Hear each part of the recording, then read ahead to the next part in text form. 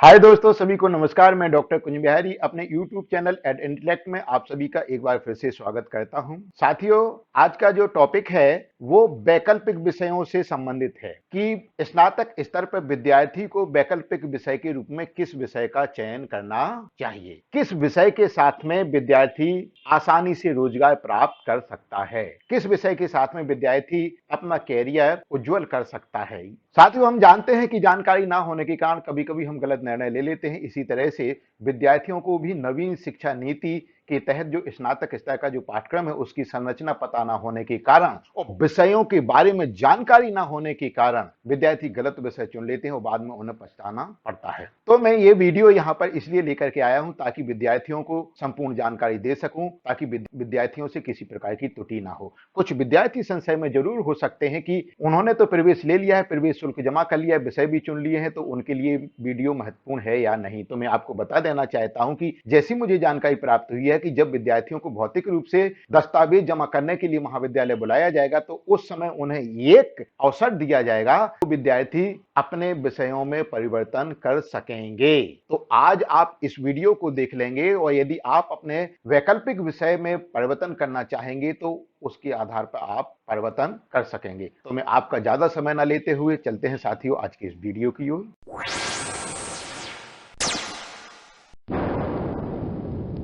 जैसा कि आप लोग जानते हैं कि नवीन शिक्षा नीति 2020 मध्य प्रदेश में लागू हो जाने के कारण स्नातक पाठ्यक्रम की संरचना बदल गई है। पहले एक आधार पाठ्यक्रम होता था, 3 विषय होते थे। अब एक आधार पाठ्यक्रम होगा, 5 विषय और होंगे। इन सभी विषयों के बारे में मैंने जानकारी अपने पिछले वीडियो में दी है। यदि आप लोगों ने वो वीडियो नहीं देखा है तो उस वीडियो को जरूर देखिएगा। उस वीडियो की लिंक मैंने आज के इस वीडियो के डिस्क्रिप्शन बॉक्स में तो दे ही दी है, साथ में आई बटन में भी उसकी लिंक उपलब्ध करवा दी है। तो ये विषय जो दिए गए हैं, 6 विषय हैं। इन 6 विषयों में जो वैकल्पिक विषय जिसे ओपन इलेक्टिव कोर्स कहते हैं, जो कि एक पेपर का होगा, 6 क्रेडिट का होगा, इन विषयों को जेनरिक विषय भी कहा जाता है। आज का ये वीडियो इन्हीं विषयों के परिचय के बारे में है। यहाँ पर ये वैकल्पिक विषयों की लिस्ट दी गई है।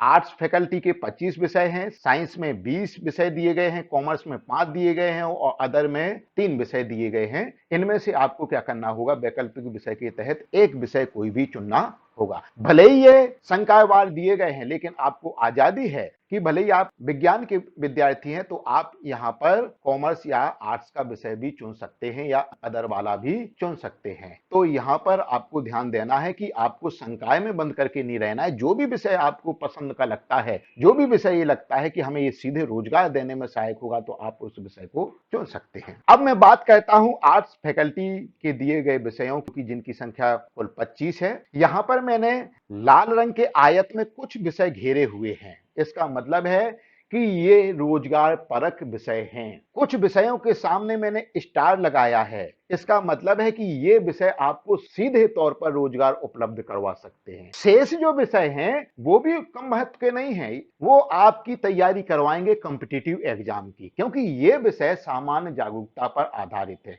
तो विषय सभी महत्वपूर्ण हैं। तो ऐसे विद्यार्थी जिन्हें सीधे सीधे क्या करना है, रोजगार की खोज करना है, वो इन स्टार लगे हुए विषयों को चुन सकते हैं। मैं इन्हीं रोजगार परक विषयों के बारे में यहां पर बता देता हूं। कम्युनिकेटिव अंग्रेजी, ये आपकी इंग्लिश में संप्रेषण कला को क्या करेगा, बढ़ाएगा, जिससे क्या होगा, आप रोजगार प्राप्त करने में आपको सीधे सीधे तौर पर सहायता मिलेगी, इंटरव्यू में आपको फायदा मिलेगा। और सबसे बड़ी बात, यदि आप कम्युनिकेटिव अंग्रेजी का कोर्स अच्छे ढंग से कर लिया, आप अपनी खुद की कोचिंग स्टैब्लिश करके सीधे सीधे तुरंत आप क्या है, अपनी आमदनी चालू कर सकते हैं। अगला है हिंदी अनुप्रयोग एवं विज्ञापन व्यवसाय। ये बहुत बड़ा व्यवसाय है। आप लोग भी क्या कर सकते हैं कि कैसे हिंदी भाषा का सही ढंग से उपयोग करके आप विज्ञापन व्यवसाय का शुभारंभ कर सकते हैं। ये इस पर आधारित है। अगला है प्राथमिक उपचार, नर्सिंग एवं हाइजीन। ये सीधे सीधे तौर पर सामान्य बीमारियों का और प्राथमिक उपचार पर क्या है, कोर्स आधारित है।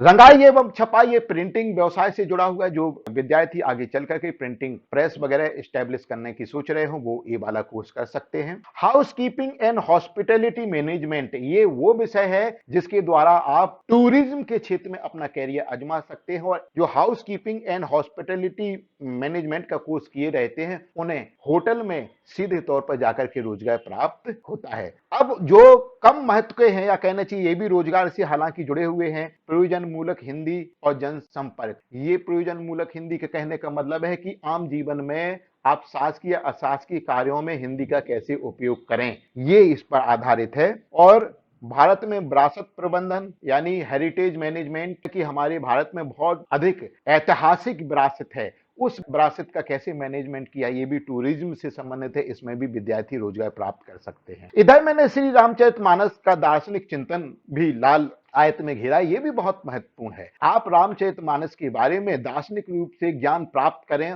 आप एक प्रवचक बन सकते हैं। आप कहने चाहिए रामचरितमानस से संबंधित लोग बागों को शिक्षा दे सकते हैं, प्रवचन दे सकते हैं। इस क्षेत्र में भी बहुत ज्यादा रोजगार की संभावना है।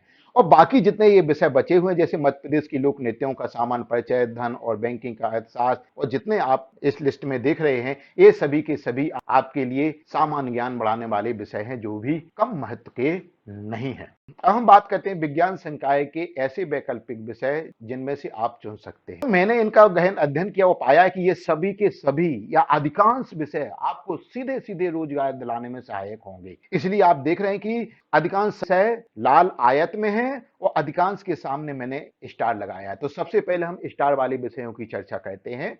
पहला विषय हर्बल प्रसाधन सामग्री। इस विषय के तहत आप अध्ययन करेंगे किस प्रकार से आप वनस्पति से ऐसी चीजें ले सकते हैं जो कि व्यक्तियों की सुंदरता बढ़ाने में आवश्यक है। आप जानते हैं कि ये विषय इस समय बहुत ही उच्च स्तर पर संचालित है। जगह जगह ब्यूटी पार्लर्स हैं और उन ब्यूटी पार्लर्स में इनका हम उपयोग कर सकते हैं और जो विद्यार्थी ब्यूटी पार्लर स्थापित करना चाहते हैं वो इस विषय को चुन सकते हैं। अगला विषय नर्सरी प्रबंधन। नर्सरी प्रबंधन से कहने का मतलब है कि प्लांटेशन। आप के पास में पर्याप्त जमीन है तो उस पर आप क्या कर सकते हैं, प्लांटेशन का व्यवसाय शुरू कर सकते हैं। नर्सरी से ये भी है कि आप पौधों का उत्पादन करें, उन पौधों को क्या है बेच भी सकते हैं। तो ऐसे व्यवसाय के लिए ये विषय बहुत उत्तम है। अगला है कंप्यूटर फंडामेंटल। हम जानते हैं कि पूरी दुनिया हाईटेक हो चुकी है, जहां पर भी देखो आईटी का ही माहौल है। हम किसी भी क्षेत्र में काम करें तो आज कंप्यूटर का नॉलेज हमें बहुत ही आवश्यक है। तो कंप्यूटर के फंडामेंटल जानने के बाद में, इस पर कोर्स करने के बाद में आप सीधे तौर पर कहना चाहिए रोजगार प्राप्त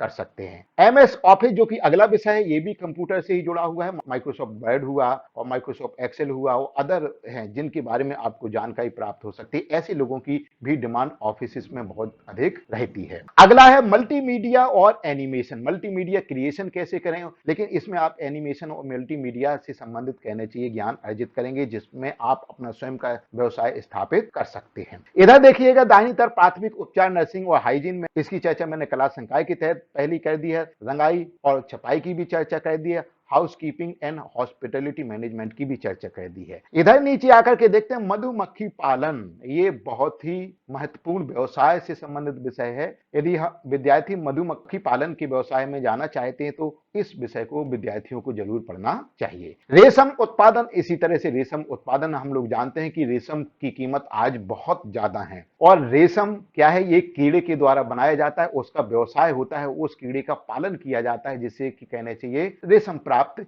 किया जाता है। तो इस क्षेत्र में विद्यार्थी यदि जाना चाहते हैं तो इस विषय का अध्ययन कर सकते हैं। बाकी जो विषय है देखिएगा दैनिक जीवन में रसायन शास्त्र का उपयोग, ये भी बहुत ही इंपोर्टेंट विषय है जो कि आपको सीधे रोजगार उपलब्ध करवाने में सहायक है। औषधीय रसायन के मूल सिद्धांत, मेडिसिन से संबंधित जो केमिस्ट्री होती है उसके सिद्धांत क्या होते हैं, आप मेडिसिन को समझ पाएंगे। अगला है स्प्रेडशीट के माध्यम से डेटा विश्लेषण और विजुअलाइजेशन। ये भी कहना चाहिए कंप्यूटर पर आधारित कोर्स है, ये भी सीधे तौर पर आपको रोजगार दिलाने में सहायक है। अगला है खनिज और चट्टानों के संबंध में जानकारी वाला कोर्स है। आप ये देख रहे हैं कि आज खनिज का व्यवसाय स्थानीय स्तर पर भी कहना चाहिए कि बहुत ज्यादा बढ़ गया है। गैर परंपरागत ऊर्जा संसाधन, ये ऐसा विषय है जो कि कहना चाहिए कि परंपरागत और गैर परंपरागत। परंपरागत वो है जो कि हमें नेचर से प्राप्त है और गैर परंपरागत ऐसे स्रोत जो कि मानव द्वारा निर्मित किए गए हैं। तो इनमें भी करके विद्यार्थी क्या है अपना कैरियर बना सकते हैं। मानव रोग, ये आपका प्राथमिक उपचार से संबंधित है। इसके तहत मानव रोगों के संबंध में सामान्य जानकारी विद्यार्थियों को प्राप्त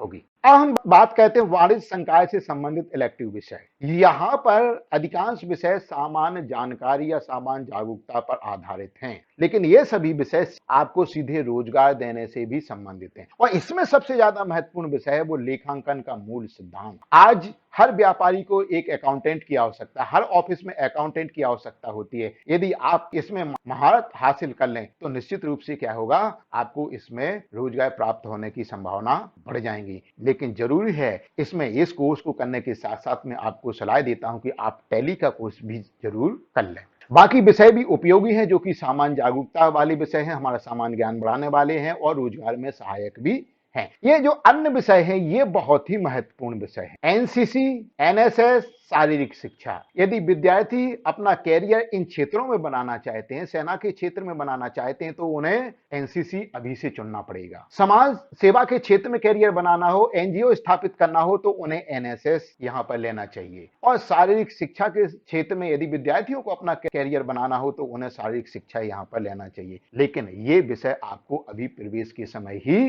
चुनने होंगे, बाद में अवसर नहीं दिया जाएगा जैसा कि पहले दिया जाता था। तो यहां पर मैंने देखिएगा संकायवार सभी विषयों की जानकारी दे दी है, लेकिन एक बार मैं फिर से बताना चाहता हूं कि इन विषयों को आप स्वतंत्रता पूर्वक चुन सकते हैं क्योंकि ये कहलाते हैं ओपन इलेक्टिव सब्जेक्ट। आप किसी भी संकाय के हो तो किसी दूसरी संकाय का भी विषय चुन सकते हैं, लेकिन किन में से, जो आपको लिस्ट दी गई है उनमें से। मैं यहाँ पे एक बात और बता देना चाहता हूं कि इस वीडियो से पहले मेरे 2 वीडियो बहुत ही महत्वपूर्ण हैं। उन दोनों वीडियो की लिंक यहाँ के डिस्क्रिप्शन बॉक्स में तो मैं उपलब्ध करवा ही दूंगा। आज की इस वीडियो के आई बटन में भी मैंने उसे दे दी है। एक जो वीडियो है आपके सामने दिख रहा है, नवीन शिक्षा नीति के आधार पर स्नातक स्तर पर विषयों का चयन, कौन कौन से विषय चुनना चाहिए, कैसे चुनना है, ये इस पर आधारित है। और इससे पहले का वीडियो एक ये जो दिख रहा है ऑनलाइन एडमिशन प्रोसीजर, इसमें ऑनलाइन एडमिशन प्रोसीजर 2021 का मैंने विस्तार से वर्णन किया है। यदि आप लोगों ने ये दोनों वीडियो नहीं देखे तो इन वीडियो को आप जरूर देखिएगा, ये वीडियो आप लोगों के लिए बहुत ही